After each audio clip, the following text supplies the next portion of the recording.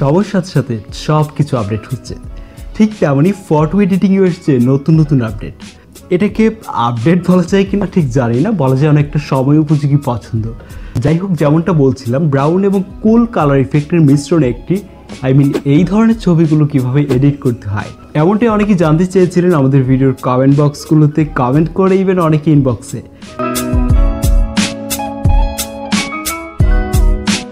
আসসালামু আলাইকুম, হাই দিয়ার, আমি আদনান হাসান এবং দেখছেন টেক বঙ্গো।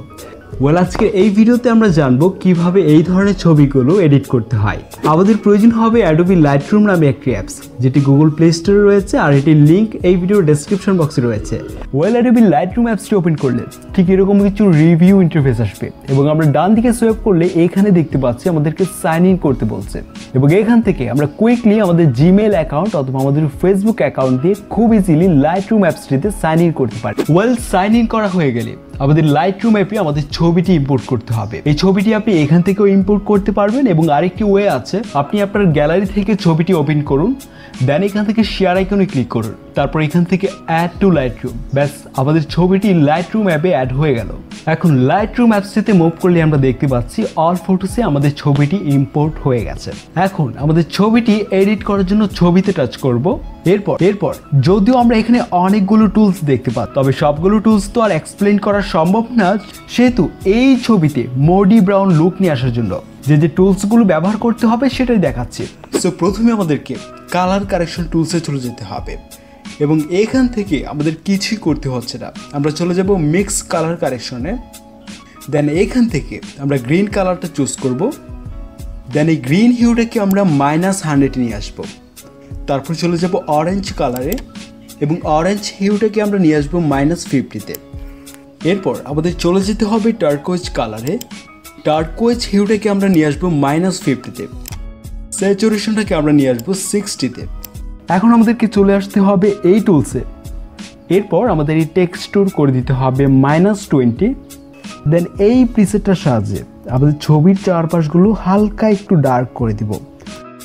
এরপরও আমরা দেখতে পাচ্ছি আমাদের ছবিতে কিন্তু তেমন কোনো মোডি ব্রাউন লুকই আসছে না। সো এর জন্য আমাদের ছবিটিকে একবার সেভ করতে হবে, এর জন্য শেয়ার আইকনে ক্লিক করব, তারপর এখান থেকে সেভ টু ডিভাইস, ব্যাস সেভ হয়ে গেল। এখন আমাদেরকে ব্যাকে আসতে হবে, তারপর আমরা একই ছবি আবারও ইম্পোর্ট করব। তো আমাদের সেভ করা এই ছবিটি চুজ করতে হবে, তারপর এখানে ডাবল ট্যাপ করুন।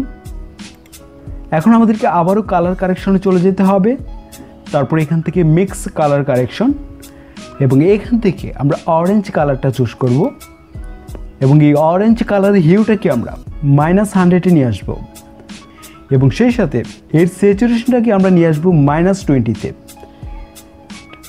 দেন এখান থেকে ডান করে দিচ্ছি। ঠিক একইভাবে আবারও আমাদের চলে আসতে হবে এই টুলসে এবং এখান থেকে আমরা টেক্সচারটাকে আবারও -20-তে নিয়ে আসবো, আবার এই ভিনিয়েটটাকে করে দিব -30।